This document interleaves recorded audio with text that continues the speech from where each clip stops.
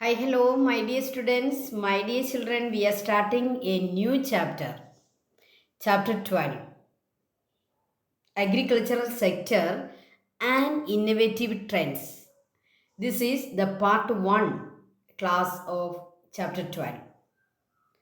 പ്രിയപ്പെട്ട കുട്ടികളെ, നമുക്ക് നമ്മുടെ തേർഡ് ടൈം പരീക്ഷ അടുക്കാറായി അല്ലേ? നമുക്ക് എത്ര ചാപ്റ്റർ കൂടി ഇനി പഠിക്കാനുണ്ടെന്ന് നിങ്ങൾക്കറിയാം. നമുക്ക് 2 ചാപ്റ്റർ കൂടി നമുക്ക് കംപ്ലീറ്റ് ചെയ്യാനുണ്ട്, ചാപ്റ്റർ 12 ആൻഡ് ചാപ്റ്റർ 13. അപ്പോൾ ഇന്ന് നമ്മൾ ചാപ്റ്റർ 12 സ്റ്റാർട്ട് ചെയ്യുകയാണ്. വളരെ മനോഹരമായൊരു ചാപ്റ്ററാണ്. ശരിക്കും പറഞ്ഞാൽ ഈ നമ്മുടെ സ്റ്റാൻഡേർഡ് 8ലെ സോഷ്യൽ സയൻസ് ചാപ്റ്റേഴ്സിലെ ഏറ്റവും നല്ലൊരു ചാപ്റ്ററാണ് നമ്മുടെ chapter 12, agricultural sector and innovative trends. നമ്മൾ ഈ ചാപ്റ്ററിൽ, നിങ്ങൾ ആ ചാപ്റ്ററിൻ്റെ ടൈറ്റിൽ ഒന്ന് ശ്രദ്ധിച്ചേ. നമ്മൾ ആദ്യം പഠിക്കുന്നത് അഗ്രികൾച്ചറൽ സെക്ടറിനെ പറ്റിയാണ്. അഗ്രികൾച്ചറൽ സെക്ടറിൻ്റെ ഇമ്പോർട്ടൻസ്, അഗ്രികൾച്ചറൽ സെക്ടറിലെ പല ലൊക്കാലിറ്റിയിൽ കൃഷി ചെയ്യുന്ന ഡിഫറെൻറ്റ് ടൈപ്സ് ഓഫ് ക്രോപ്സ്, എന്തുകൊണ്ട് ഇങ്ങനെ പല ക്രോപ്സ് പല ലൊക്കാലിറ്റിയിൽ കൃഷി ചെയ്യപ്പെടുന്നു, എന്തുകൊണ്ടാണ് ഈ ഒരു വെറൈറ്റി ഓഫ് ക്രോപ്സ് ഉണ്ടാകാനുള്ള കാരണം എന്താണ്, അതുപോലെ തന്നെ അഗ്രികൾച്ചറൽ സെക്ടറിൻ്റെ ഇമ്പോർട്ടൻസ് എന്താണ്, അഗ്രികൾച്ചറൽ സെക്ടറിൻ്റെ ഡീറ്റെയിൽസ് ആണ് നമ്മൾ ഈ ചാപ്റ്ററിൻ്റെ ഫസ്റ്റ് പാർട്ടിൽ പഠിക്കുന്നത്. ഇനി ഈ ചാപ്റ്ററിൻ്റെ സെക്കൻഡ് പാർട്ടിൽ നമ്മൾ എന്താണ് പഠിക്കുന്നത്? Innovative trends in agricultural sector. Agricultural സെക്ടറിലെ സയൻസിൻ്റെ ഡെവലപ്മെൻറ്റ് കൊണ്ട് പുതുതായിട്ട് വന്നിരിക്കുന്ന ന്യൂ ഇന്നോവേറ്റീവ് ട്രെൻഡ്സ് എന്തൊക്കെയാണെന്നും നമ്മൾ പഠിക്കുന്നുണ്ട്.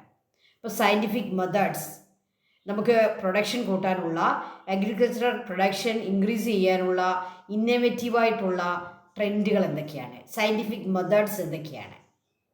അങ്ങനെ ഇതിൻ്റെ സെക്കൻഡ് പാർട്ടിൽ നമ്മൾ അഗ്രികൾച്ചറിൻ്റെ സയൻറ്റിഫിക് ആയിട്ടുള്ള ആ ഒരു ആസ്പെക്റ്റാണ് പഠിക്കുക. ഓക്കെ, വളരെ മനോഹരമായൊരു ചാപ്റ്ററാണ്. അത്യാവശ്യം സിമ്പിളാണെന്ന് പറയാം, നമുക്ക് മനസ്സിലാക്കാനായിട്ട് വലിയ ബുദ്ധിമുട്ടൊന്നുമില്ല. അത്യാവശ്യം ശ്രദ്ധിച്ചാൽ നമുക്ക് മനസ്സിലാകുന്ന കാര്യങ്ങളാണ് നമ്മൾ ഈ ചാപ്റ്ററിൽ പഠിക്കുന്നത്. മറ്റൊരു പ്രത്യേകത എന്ന് പറയുന്നത്, നമുക്കറിയാം നമ്മളെല്ലാവരും തന്നെ വലിയ രീതിയിലോ ചെറിയ രീതിയിലോ ഈ ഫാമിങ്ങുമായിട്ട് ബന്ധപ്പെട്ട് ജീവിക്കുന്നവരാ അല്ലേ? നമ്മുടെ പേരൻസ് ആണെങ്കിലും നിങ്ങളാണെങ്കിലും നിങ്ങൾ കുട്ടികൾ പോലും എന്തെങ്കിലുമൊക്കെ ഐറ്റം ക്രോപ്സ് നിങ്ങൾ കൃഷി ചെയ്യാറുണ്ട്, അവിടെ പുതിയ കാര്യങ്ങൾ ചെയ്യാറുണ്ട്. അതുകൊണ്ട് തന്നെ നമുക്ക് നമ്മുടെ സെൽഫായിട്ടുള്ള കാര്യങ്ങൾക്കും ഈ ഒരു ചാപ്റ്ററിൻ്റെ കാര്യങ്ങൾ നമ്മളെ സഹായിക്കും. അപ്പോൾ ഇത് വളരെ ഇമ്പോർട്ടൻ്റ് ആയിട്ടുള്ള ഒരു ചാപ്റ്ററാണ്. നന്നായിട്ട് പഠിക്കുക. ഇതിൽ നിന്ന് നമുക്ക് ക്വസ്റ്റ്യൻസ് തീർച്ചയായിട്ടും ഉണ്ടാകും. അപ്പോൾ എല്ലാവരും ശ്രദ്ധിച്ച് പഠിക്കുക. ഓക്കെ, അപ്പോൾ നമ്മുടെ പുസ്തകത്തിൽ ഇതിൻ്റെ ചാപ്റ്റർ സ്റ്റാർട്ട് ചെയ്യുന്നിടത്ത് ഒരു ചിത്രമുണ്ട്. അത് ഒരു സ്കൂളിലെ ഒരു മീറ്റിംഗ് ആണ് കാണിക്കുക. ചിങ്ങം 1-ാം തീയതി കർഷക ദിനത്തിൽ ഒരു കുട്ടി കർഷകനെ അവരെ ആദരിക്കുന്ന ഒരു ചടങ്ങാണ് കാണിക്കുക. ഒരു കുട്ടി കർഷകന് Naveen, the name of that കുട്ടി കർഷകൻ Naveen, he is the winner of the കുട്ടി കർഷകൻ that അവർ നടത്തിയ ഏതോ ഒരു മത്സരമായിരിക്കാം, ഒരു പക്ഷേ കുട്ടി കർഷകൻ എന്നുള്ള മത്സരമായിരിക്കാം. അപ്പോൾ agricultural department in that particular school they give a trophy to this Naveen and his reply speech is going on. അതിൻ്റെ ഒരു ചിത്രമാണ് നമുക്ക് തന്നിരിക്കുന്നത്. നവീൻ അവർക്ക് മറുപടി പറയുന്നതാണ്. അപ്പോൾ കുട്ടികൾക്കും ഈ അഗ്രികൾച്ചർ സെക്ടറിലെ ഒരു സാന്നിധ്യം കാണിക്കാൻ സാധിക്കും. കുട്ടികൾക്കും അഗ്രികൾച്ചറുമായിട്ട് ബന്ധപ്പെട്ട അല്ലെങ്കിൽ കൾട്ടിവേഷനുമായിട്ട് ബന്ധപ്പെട്ട കാര്യങ്ങൾ ചെറിയ രീതിയിൽ ചെയ്യാൻ സാധിക്കുമെന്നുള്ളതിൻ്റെ തെളിവാണ് നമ്മുടെ നവീൻ. അവന് സ്വന്തമായി കൃഷിയുണ്ട് അവൻ്റെ വീട്ടിൽ. അപ്പം നമ്മൾ ആദ്യമായിട്ട് പഠിക്കാൻ പോകുന്നത് നമ്മുടെ അഗ്രികൾച്ചറിൻ്റെ മനോഹാരിതയൊന്ന് കണ്ടേ. 2 ക്രോപ്സാണ് നിങ്ങളെ കാണിച്ചിരിക്കുന്നത്. നോക്കുക, ഒന്ന് ടീ ആണെന്ന് നിങ്ങൾക്ക് എല്ലാവർക്കും അറിയാം അല്ലേ? നമ്മുടെ ഇടുക്കി, വയനാട് പോലെയുള്ള നമ്മുടെ ഡിസ്ട്രിക്റ്റുകളിലേക്ക് പോയാൽ നമ്മുടെ ഒരു മനോഹരമായ കാഴ്ചയാണ് നമ്മൾ ഈ കാണുന്ന ടീ പ്ലാന്റേഷൻ. മൂന്നാറിലൊക്കെ ഇതിൻ്റെ, അല്ലെങ്കിൽ ഇടുക്കിയുടെ ഭാഗങ്ങളിലൊക്കെ ഇതിൻ്റെ വലിയ വലിയ പ്ലാന്റേഷൻസ് നമുക്ക് കാണാൻ പറ്റും. അതിമനോഹരമായ കാഴ്ചയാണ്. അതുപോലെ തന്നെ മറ്റൊരു ഫാം ലാൻഡാണ് നിങ്ങൾ കാണുന്നത്. അവിടെ വർക്കേഴ്സ് അവിടെ ഫാമുമായിട്ട് ബന്ധപ്പെട്ട കാര്യങ്ങളൊക്കെ ചെയ്യുന്ന ഒരു ചിത്രമാണ് തന്നിരിക്കുന്നത്. അപ്പോൾ കൃഷി എന്ന് പറയുന്നത് തന്നെ മനോഹരമാണ്. നമുക്ക് അത്രയും മനോഹരമായിട്ടുള്ള മറ്റൊന്നും തന്നെയില്ല. ഒരു ഫാക്ടറിയോ ഒന്നുമുള്ള അതുപോലെ അല്ല കൃഷി. ഇത് പ്രകൃതിയോട് നാച്ചുറലായിട്ടുള്ളതാണ്. പ്രകൃതി എൻവയോൺമെൻറ്റുമായിട്ട് വളരെ അടുത്ത് നിൽക്കുന്നതാണ്. നമ്മുടെ എൻവയോൺമെൻറ്റിനെ തന്നെ എൻറിച്ച് ചെയ്യുന്നതാണ്. ഈ നമ്മുടെ ഓക്സിജൻ്റെ ലഭ്യത കൂട്ടുന്നതും അല്ലെങ്കിൽ നമ്മുടെ കാർബൺ ഡൈ ഓക്സൈഡിൻ്റെ വരവിനെ തടയുന്നതും എല്ലാം നമുക്കറിയാം മരങ്ങളാണ്. അപ്പോൾ കൃഷി എന്ന് പറഞ്ഞാൽ ചെടികളും പ്ലാന്റ്സും മരങ്ങളും ഒക്കെയാണ്. അതുകൊണ്ട് തന്നെ നമ്മുടെ എൻവയോൺമെൻറ്റിനെ പ്യൂരിഫൈ ചെയ്തുകൊണ്ട് നമുക്ക് ഒക്കെ ജീവനും ജീവിതവും നൽകുന്ന ഒന്നാണ് നമ്മുടെ അഗ്രികൾച്ചറൽ സെക്ടർ, അല്ലേ? നമ്മുടെ തന്നെ ലൈഫാണ് അഗ്രികൾച്ചർ എന്ന് പറയുന്നത്. നമ്മുടെ തന്നെ ജീവിതമാണ് നമ്മുടെ അഗ്രികൾച്ചർ. അപ്പോൾ അതെത്ര മനോഹരമാണെന്ന് നോക്കുക. നമുക്ക് ഫസ്റ്റ് ക്വസ്റ്റ്യനിലേക്ക് വരാം. What is the importance of agricultural sector? The importance of agricultural sector important ആണെന്ന് നമുക്ക് എല്ലാവർക്കും അറിയാം. Agricultural sector is very very important. അപ്പോൾ അതിൻ്റെ കറക്റ്റായിട്ടുള്ള പോയിൻറ്റ്സ് എന്തൊക്കെയാണെന്ന് നോക്കി. Agricultural sector is one of the oldest and the most important sectors of the economy. It is the oldest one. Agricultural sector is one of the oldest one and the most important. അറിയാം, നമ്മൾ primitive human ബീങ്സിനെ എടുത്താലും അവരുടെ ആദ്യത്തെ occupation എന്ന് പറയുന്നത് hunting ആണെന്നാണ് പറയുക. Okay, അത് ഹണ്ടിങ് എന്ന് വെക്കാം. രണ്ടാമത് അവരെന്താണ് ഓക്യുപ്പേഷനായിട്ട് എടുക്കുന്നത്? അഗ്രികൾച്ചറാണ്. അവർ ഗ്യാതറിങ് ചെയ്ത് കൊണ്ടുവരുന്ന കാട്ടിൽ നിന്ന് അവർക്ക് കിട്ടുന്ന ഫലങ്ങളും അതുപോലെ വെജിറ്റബിൾസും ഒക്കെ കഴിച്ചിട്ട് അവരതിൻ്റെ വിത്ത് കിളിപ്പിക്കും. അങ്ങനെ ഒരു ഓൾഡസ്റ്റ് ഒരു സെക്ടറാണ് ഈ agricultural sector. It is also the largest unorganised sector in India. ഇന്ത്യയെ സംബന്ധിച്ചിടത്തോളം it is the largest sector. It is the largest one. And another thing is it is unorganised. Factory system പോലെ industrial system പോലെ ഇത് organised അല്ല, unorganised ആണ്. കാരണം ഓരോ കർഷകരും അവന് ഇഷ്ടമുള്ളതുപോലെ അവൻ്റെ ഇഷ്ടമുള്ള ക്രോപ്സ് അവൻ കൃഷി ചെയ്യുന്നു, അവന് ഇഷ്ടമുള്ളതുപോലെ അത് സെല്ല് ചെയ്യുന്നു. ആ രീതിയിൽ ഓരോ കർഷകനും വളരെ ഫ്രീ ആയിട്ട് അവൻ്റെ കാര്യങ്ങൾ ചെയ്യുന്നു. അപ്പോൾ അത്രമാത്രം ഓർഗനൈസ്ഡ്, കർഷകർക്ക് വലിയ ഓർഗനൈസേഷൻസോ അവർക്ക് വലിയ രാഷ്ട്രീയ സ്വാധീനമോ ഒന്നുമില്ല. It is unorganised sector. It is also the largest sector. ഏറ്റവും കൂടുതൽ ആളുകളുടെ ഓക്യുപ്പേഷൻ ചോദിച്ചാൽ അഗ്രികൾച്ചറാണ്. ഇന്ത്യയിൽ ഇന്നും ഏറ്റവും കൂടുതൽ ആളുകളുടെ ഓക്യുപ്പേഷൻ അഗ്രികൾച്ചറാണ്. അതുകൊണ്ട് തന്നെ നമുക്ക് പറയാം it is the largest unorganised sector in India. Agriculture provides food for the people and fodder four life stock. എന്താണ് ഈ ഫോഡർ എന്ന് പറഞ്ഞാൽ? കന്നുകാലികൾക്ക്, അതായത് നമ്മുടെ ഷീപ്പിനും നമ്മുടെ കന്നുകാലികൾക്കും ഒക്കെ കൊടുക്കുന്ന ഭക്ഷണത്തിന് വേണ്ടി ഉണ്ടാക്കുന്ന ക്രോപ്സാണ് ഫോഡർ. ഓക്കെ, അങ്ങനെയും ധാരാളം നമ്മൾ പുല്ലും അല്ലേ ഗ്രാസൊക്കെ നമ്മൾ അങ്ങനെ കൃഷി ചെയ്യാറുണ്ട്.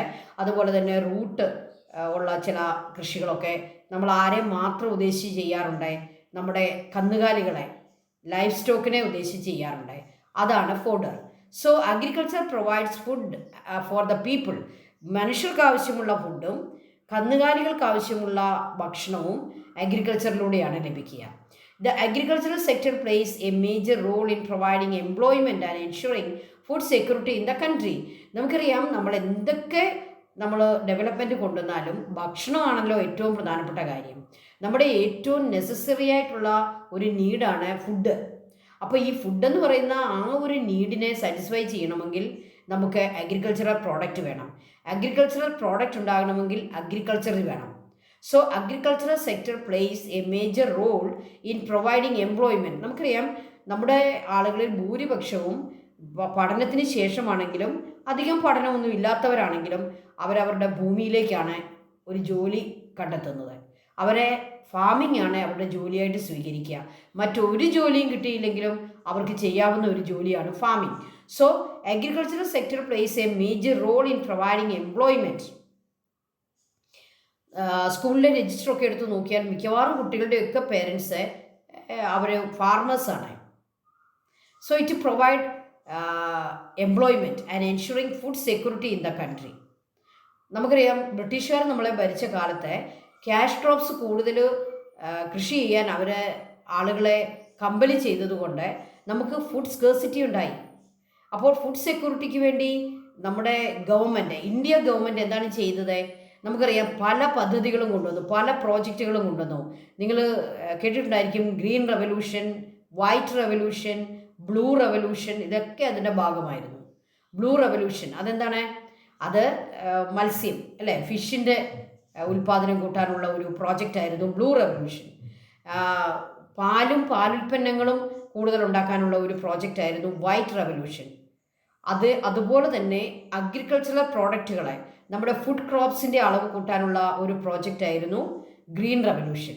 അപ്പോൾ ഈ പ്രോജക്റ്റുകളൊക്കെ അഗ്രികൾച്ചറൽ സെക്ടറിൻ്റെ ഇമ്പോർട്ടൻസാണ് കാണിക്കുന്നത്. It provide food security in the country. It helps in the growth of industries by providing raw material.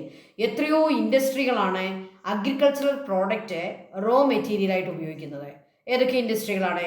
Sugar industry, jute industry, wool industry, okay, food industry അല്ലേ, കറി പൗഡറുകളും ഏതൊരു ഫുഡ് ഐറ്റം എടുത്ത് നോക്കിക്കോ, ആ ഇൻഡസ്ട്രികളുടെ എല്ലാം raw material agricultural product ആയിരിക്കും. Sugar industry ആണെങ്കിൽ sugar cane വേണം. Cotton industry ആണെങ്കിൽ കോട്ടൺ വേണം. കോട്ടൺ എങ്ങനെയാണ് ഉണ്ടാകുന്നത്? അതൊരു ചെടിയിലല്ലേ ഉണ്ടാകുന്നത്, കോട്ടൺ പ്ലാന്റിലാണ് ഉണ്ടാകുക. ജൂട്ട് ഇൻഡസ്ട്രിക്കാണെങ്കിൽ ജൂട്ട് വേണം, അതൊരു പ്ലാന്റാണ് അല്ലേ. അങ്ങനെ ഇപ്പോൾ ക്യാഷ് ക്രോപ്സ് ആണെങ്കിൽ നിങ്ങളെടുത്തോ, നമ്മുടെ സ്പൈസസ് ആണെങ്കിലും പെപ്പർ ആണെങ്കിലും ഏത് ഒരു ഐറ്റം എടുത്താലും അതിൻ്റെ എല്ലാം ഇൻഡസ്ട്രിയുടെ റോ മെറ്റീരിയൽ അഗ്രികൾച്ചറൽ പ്രോഡക്റ്റ് ആണ്. So it helps the growth of industries. This agriculture it helps in the growth of industries by providing raw materials. Agricultural products are also of great importance in our daily life. So agricultural products and agricultural sector is very, very important in our country, in our life. Okay, it provide raw material for industries, it provide employment opportunities, it provide food security in the country, and it is the largest sector in the country and the most important sector in our country, and it is the oldest sector in our country. Okay, these are the importance. The list of agricultural resources that are cultivated in our locality and those are not. ഇവിടെ തന്നിരിക്കുന്ന pictures എല്ലാവരും ശ്രദ്ധിക്കുക. ഇന്ത്യയിലെ major crops ആണ് ഇവിടെ കാണിക്കുക. അതിനകത്ത് cabbage ഉണ്ട്, വീറ്റ് ഉണ്ട്, റൈസ് ഉണ്ട്, അതുപോലെ മില്ലറ്റ് ഉണ്ട്. ഓക്കെ, ധാരാളം കൃഷികളുണ്ട്. ഇതിൽ നമുക്ക് നോക്കാൻ പോകുന്നത് നമ്മുടെ ലൊക്കാലിറ്റിയിൽ ഏതൊക്കെ കൃഷികളുണ്ട്, നമ്മുടെ ലൊക്കാലിറ്റിയിൽ അല്ലാത്ത കൃഷികൾ ഏതൊക്കെയാണ്. അപ്പോൾ അതിൻ്റെ ഒരു ലിസ്റ്റ് കാണാം. നമ്മുടെ the crops cultivated at home or in our locality, that means the crops cultivated in Kerala: pepper, cardamom, rubber, tea, coffee. ഈ list പൂർണ്ണമല്ല. all these crops are cultivated in Kerala. ഇനി നമ്മുടെ ലൊക്കാലിറ്റിയിൽ അല്ലാതെ കൾട്ടിവേറ്റ് ചെയ്യുന്ന ഒരു list കൂടി നമുക്ക് തയ്യാറാക്കാം. Not cultivated in our locality: wheat, rice നമ്മുടെ ലൊക്കാലിറ്റിയിലുണ്ട് കേട്ടോ. നമ്മുടെ കുട്ടനാട്ടിലൊക്കെ റൈസ് ഉണ്ട്. Wheat, sugarcane, mustard, barley. മസ്റ്റാർഡും ബാർലിയും ഷുഗർ കെയിനും വീറ്റും ഒന്നും നമുക്ക് നമ്മുടെ ലൊക്കാലിറ്റിയിൽ ഉണ്ടാകുന്നില്ല. ഓക്കെ, നമുക്ക് ഈ ലിസ്റ്റ് വീണ്ടും കൂട്ടാം. Different crops in our locality. ഇവിടെ റൈസ് ഉണ്ട്. അതുപോലെ തന്നെ നമ്മുടെ ഏറ്റവും പ്രധാനപ്പെട്ട ഒരു പ്ലാന്റാണ് നിങ്ങൾ അടുത്ത ചിത്രത്തിൽ കാണുന്നത് അല്ലേ. നമുക്ക് എല്ലാവർക്കും എല്ലാ വീടുകളിലും ഉള്ളതാണ് വാഴ അല്ലേ. ഇത് crops that are not in our locality: cabbage, cauliflower.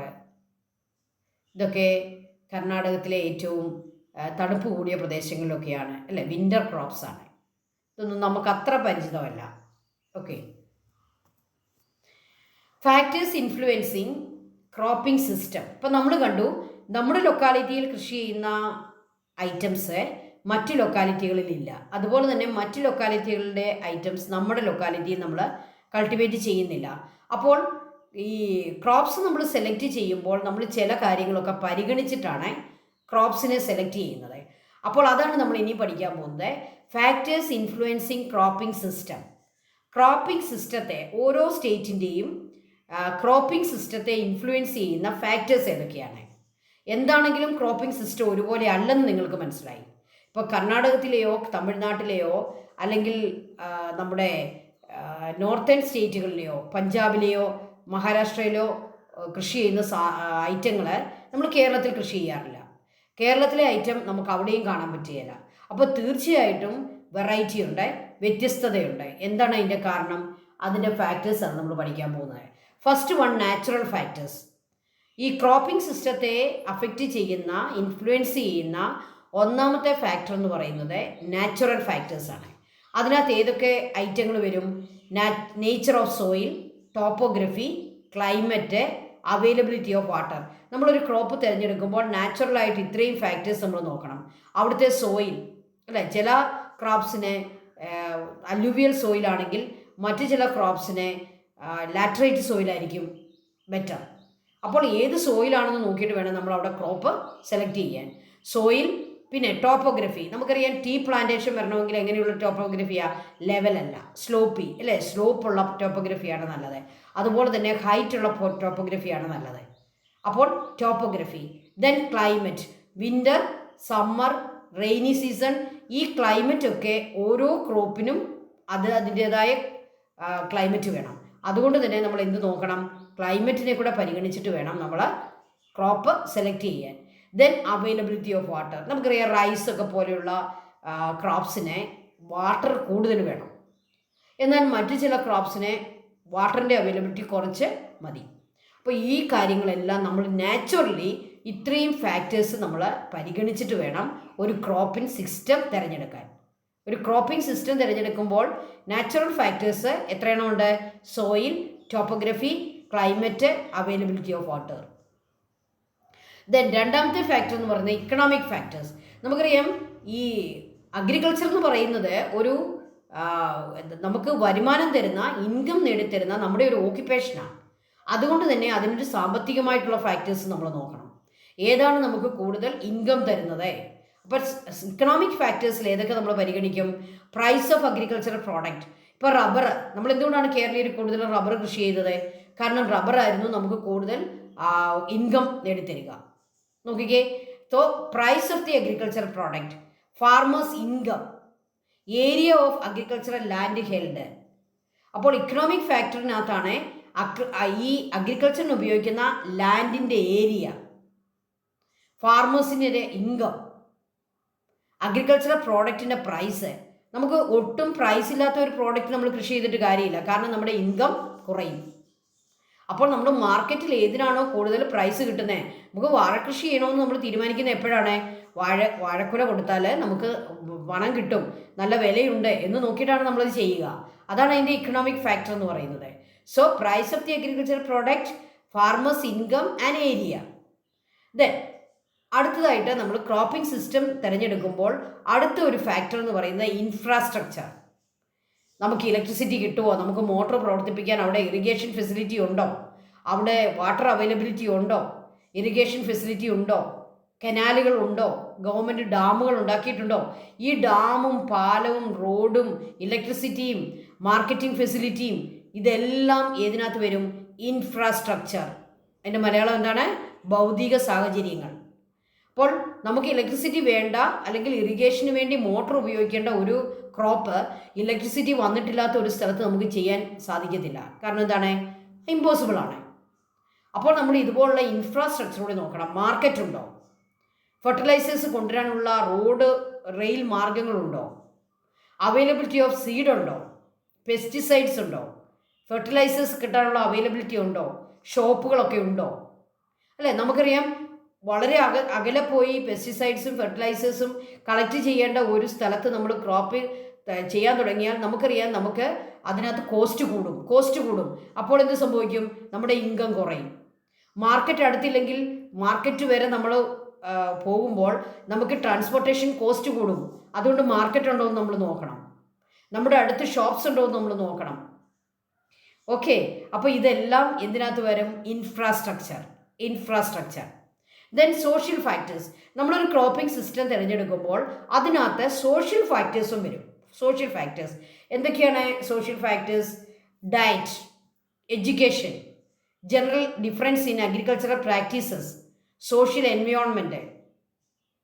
ഇപ്പം നമുക്കറിയാം ചില രാജ്യങ്ങളിലൊക്കെ നിരോധിക്കപ്പെട്ട ഡ്രഗ്സും കഞ്ചാവൊക്കെ പോലെയുള്ളത് അവർ കൃഷി ചെയ്യും. ഇപ്പോൾ അഫ്ഗാനിസ്ഥാൻ്റെയൊക്കെ കാര്യം ഓർക്കുക, കഞ്ചാവൊക്കെ അവിടെ കൃഷി ചെയ്യും. പക്ഷെ നമ്മുടെ നാട്ടിൽ നമുക്കത് കൃഷി ചെയ്യാൻ സാധിക്കത്തില്ല. കാരണം എന്താണ്?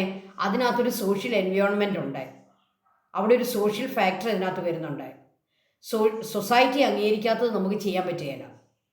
അപ്പോൾ ആൾക്ക് എഡ്യൂക്കേഷൻ ഉണ്ടെങ്കിൽ കൂടുതൽ സയൻറ്റിഫിക് ആയിട്ടുള്ള മെത്തേഡ്സ് ഉപയോഗിച്ച് കൂടുതൽ നല്ല രീതിയിൽ നമുക്ക് കൃഷി ചെയ്യാനായിട്ട് സാധിക്കും.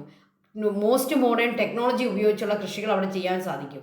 അപ്പോൾ diet, education, gender difference in agricultural practice, social environment, all these are the sub factors of social factors. ഇനിയും അഗ്രികൾച്ചറൽ സെക്ടറിൻ്റെ കാര്യത്തെ അല്ലെങ്കിൽ അഗ്രികൾച്ചറൽ സിസ്റ്റത്തെ സെലക്ട് ചെയ്യുമ്പോൾ നമ്മൾ നോക്കേണ്ട അടുത്ത ഒരു ഫാക്ടർ എന്ന് പറയുന്നത് ഗവൺമെൻറ്റിൻ്റെ പോളിസികളാണ്. ഗവൺമെൻറ് പോളിസി, ഒരു പർട്ടിക്കുലർ ക്രോപ്പ് കൃഷി ചെയ്താൽ ടാക്സ് കൂടുതലാണെങ്കിൽ നമ്മളിത് ചെയ്യാൻ പോകരുത്. കാരണം എന്താണ്? നമ്മുടെ ഇൻകം കുറയും, ടാക്സ് കൊടുക്കേണ്ടി വരും. അതുപോലെ തന്നെ ചില ഐറ്റങ്ങൾ നമ്മുടെ ഗവൺമെൻറ് മറ്റ് രാജ്യങ്ങളുമായിട്ട് ട്രേഡ് എഗ്രിമെൻറ്റുകൾ സൈൻ ചെയ്തിട്ടുള്ളത് കൊണ്ട് നമുക്ക് എക്സ്പോർട്ട് ചെയ്യാവുന്ന ഐറ്റംസൊക്കെ നമ്മൾ കൂടുതൽ കൃഷി ചെയ്യും. കാരണം എന്താണ്? നമുക്ക് നല്ല ഇൻകം കിട്ടും.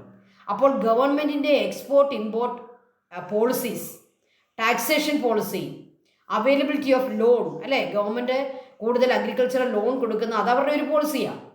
അഗ്രികൾച്ചറൽ ലോണുകളുടെ അവൈലബിലിറ്റി ഗവൺമെൻറ് പ്രൊവൈഡ് ചെയ്യുന്നുണ്ടെങ്കിൽ നമുക്ക് കൃഷി ചെയ്യാനുള്ള സാധ്യതകൾ കൂടും. അങ്ങനെയുള്ള കൃഷികൾ നമുക്ക് സെലക്ട് ചെയ്യാൻ പറ്റും. അപ്പോൾ നമ്മുടെ അഗ്രികൾച്ചറൽ സിസ്റ്റത്തെ ഇൻഫ്ലുവൻസ് ചെയ്യുന്ന ഒന്നാണ് ഈ ഗവൺമെൻറ്റിൻ്റെ പോളിസി. അതിനകത്ത് എക്സ്പോർട്ട് ഇമ്പോർട്ട് പോളിസി വരും, എഗ്രിമെൻറ്റുകൾ വരും, ടാക്സേഷൻ വരും, availability of loan, agricultural loan, then subsidy. Government ചില കാര്യങ്ങൾക്ക് സബ്സിഡി കൊടുക്കും. എന്താണ് സബ്സിഡി? നമ്മുടെ ഫാർമേഴ്സിനെ ഒരു സഹായം കൊടുക്കാൻ വേണ്ടി, ഇപ്പം ഫോർ എക്സാമ്പിൾ ഫെർട്ടിലൈസേഴ്സ്, ഇപ്പോൾ 1 കിലോ വളത്തിൻ്റെ വില 50 രൂപയാണെന്ന് വിചാരിക്കുക. അപ്പോൾ ഗവൺമെൻറ് വളത്തിന് സബ്സിഡി കൊടുക്കും. അതായത് ഗവൺമെൻറ് വലിയൊരു തുക ഈ ഫാക്ടറികൾക്ക് പ്രൊവൈഡ് ചെയ്യുമ്പോൾ അവരെ 1 കിലോയ്ക്ക് 50 രൂപയ്ക്കുള്ള ഫെർട്ടിലൈസർ 30 രൂപയ്ക്കും 20 രൂപയ്ക്കുമൊക്കെ കർഷകർക്ക് ലഭ്യമാക്കും. അപ്പോൾ 50 കൊടുക്കേണ്ട സ്ഥാനത്ത് കർഷകൻ 1 കിലോ വളത്തിന് എത്ര കൊടുത്താൽ മതി? 30 or 20 രൂപ കൊടുത്താൽ മതി. ബാക്കി തുക ആരാണ് പ്രൊവൈഡ് ചെയ്യുക? ഗവൺമെൻറ് പ്രൊവൈഡ് ചെയ്യും. അതെന്തിനു വേണ്ടിയാണ്? അഗ്രികൾച്ചറൽ സെക്ടറിനെ ഹെൽപ്പ് ചെയ്യാൻ വേണ്ടി ഗവൺമെൻറ് ചെയ്യുന്നതാണ്. അങ്ങനെയാണ് സബ്സിഡികൾ കൊടുക്കുന്നത്. സബ്സിഡി അപ്പോൾ അത് സീഡിനാണെങ്കിലും ഫെർട്ടിലൈസറിനാണെങ്കിലും പെസ്റ്റിസൈഡ്സിനാണെങ്കിലും ഇറിഗേഷൻ കാര്യങ്ങൾക്കൊക്കെ എല്ലാത്തിനും സബ്സിഡികൾ ഗവൺമെൻറ് കൊടുക്കാറുണ്ട്. അത് നോക്കിയിട്ട് വേണം നമ്മൾ അഗ്രികൾച്ചറൽ ഏത് ക്രോപ്പിനാണോ സബ്സിഡി കൂടുതലുള്ളത് ആ ക്രോപ്പുകൾ തിരഞ്ഞെടുക്കാനായിട്ട് നമ്മൾ ശ്രദ്ധിക്കണം. അപ്പോൾ നമുക്ക് എന്ത് കിട്ടും? കൂടുതൽ നമുക്ക് പ്രോഫിറ്റ് ഉണ്ടാക്കാനായിട്ട് പറ്റും. അപ്പോൾ ഗവൺമെൻറ് പോളിസീസും നമ്മൾ അഗ്രികൾച്ചറൽ സിസ്റ്റത്തെ ഇൻഫ്ലുവൻസ് ചെയ്യും. Then technological factors. നമുക്കറിയാം അഗ്രികൾച്ചറിനെ ഏറ്റവും കൂടുതൽ ഇൻഫ്ലുവൻസ് ചെയ്യുന്ന ഇന്ന് ഈ മോഡേൺ ഏജിൽ ഇൻഫ്ലുവൻസ് ചെയ്യുന്നത് ടെക്നോളജിക്കൽ ഫാക്ടേഴ്സാണ്. ടെക്നോളജി, സാങ്കേതികത, ഹൈ ഈൽഡിങ് സീഡ്സ്, അല്ലേ? നമ്മളെല്ലാവരും ഉപയോഗിക്കുന്ന ഹൈ ഈൽഡിങ് സീഡ്, അത് വീറ്റ് ആണെങ്കിലും റൈസ് ആണെങ്കിലും ഏത് ക്രോപ്പാണെങ്കിലും high yielding crops, seeds. Scientific ഇറിഗേഷന് നമുക്കറിയാം ഇപ്പം ഡ്രോപ്പ് ഇറിഗേഷനൊക്കെ ഉണ്ട്, അല്ലേ? ഏറ്റവും സയൻറ്റിഫിക് ആയിട്ടുള്ള ഇറിഗേഷൻ മെത്തേഡുണ്ട്. അതുപോലെ തന്നെ യൂസ് ഓഫ് മോഡേൺ ടെക്നോളജി, പുതിയ മെഷീൻസ് ഉപയോഗിക്കുന്നു. കൊയ്യാനും ഇതുപോലെ വിത്ത് സീഡ് ഇടാനും ഒക്കെയുള്ള മെഷീൻസ് ഉണ്ട്. അപ്പം മെഷീൻസ് ഉപയോഗിക്കുക. സോയില് പരുവപ്പെടുത്താനുള്ള മെഷീൻസ്, ട്രാക്ടറുകൾ, അതിനേക്കാൾ മോഡേൺ മെഷീൻസ് ഉപയോഗിക്കുന്നു. അപ്പോൾ ഈ ഒരു ഫാക്ടേഴ്സ് എല്ലാം പരിഗണിച്ചാണ് നമ്മൾ അഗ്രികൾച്ചറൽ സിസ്റ്റം സെലക്ട് ചെയ്യുക. അപ്പോൾ അതിനെ ഇൻഫ്ലുവൻസ് ചെയ്യുന്ന ഫാക്ടേഴ്സാണ് ഈ പറയുന്ന എല്ലാ ഫാക്ടേഴ്സും. ഏതൊക്കെ ഫാക്ടേഴ്സാണ്? Natural factors, economic factors, infrastructure, social factors, government policies and technological factors. അതിനെല്ലാം സബ് ഫാക്ടേഴ്സും ഉണ്ട്. അത് ശ്രദ്ധിച്ച് നോക്കുക.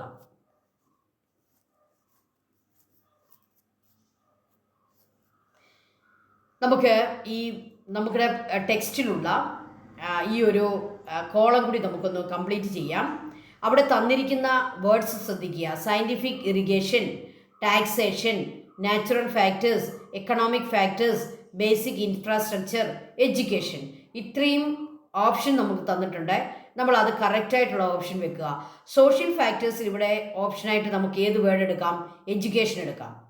ക്ലൈമറ്റ് എന്താണ്? ഒരു നാച്ചുറൽ ഫാക്ടറാണ്. അപ്പോൾ നമ്മൾ അവിടെ എഴുതുന്നു നാച്ചുറൽ ഫാക്ടർ. ടെക്നോളജിക്കൽ ഫാക്ടറിൽ ഇവിടെ തന്നിരിക്കുന്നത് എന്താണ്? Scientific irrigation. നമുക്കത് എഴുതാം. ഫാർമേഴ്സ് ഇൻകം എന്ന് പറയുന്നത് എന്തായിട്ട് വരും? എക്കണോമിക് ഫാക്ടറായിട്ട് വരും. ഇനി ഗവൺമെൻറ് പോളിസിയിൽ വരുന്ന ഇവിടെ തന്നിരിക്കുന്ന വേർഡ് ഏതാണ്? ടാക്സേഷൻ. ട്രാൻസ്പോർട്ടേഷൻ ഏതിനകത്ത് വരും? ഇൻഫ്രാസ്ട്രക്ചറിൽ വരും. റോഡും റെയിലും അല്ലേ, നമ്മുടെ ഈ അഗ്രികൾച്ചറൽ പ്രോഡക്റ്റ് കൊണ്ടുപോകാനൊക്കെയുള്ള മാർഗങ്ങൾ, അതെല്ലാം ഏതിനകത്ത് വരും? ഇൻഫ്രാസ്ട്രക്ചർ. അപ്പോൾ ഫാക്ടേഴ്സ് ഇൻഫ്ലുവൻസിങ് ക്രോപ്പിംഗ് സിസ്റ്റത്തിൻ്റെ അകത്തുനിന്ന് നമുക്ക് തന്നിരിക്കുന്ന ഒരു നമ്മുടെ ഒരു ആക്ടിവിറ്റിയാണ് നമ്മളിപ്പോൾ പൂർത്തിയാക്കിയത്. Okay children, thank you so much. ഇതിൻ്റെ നെക്സ്റ്റ് പോർഷനുമായിട്ട് നെക്സ്റ്റ് ക്ലാസ്സിൽ നമുക്ക് കാണാം. Thank you children, thank you. May God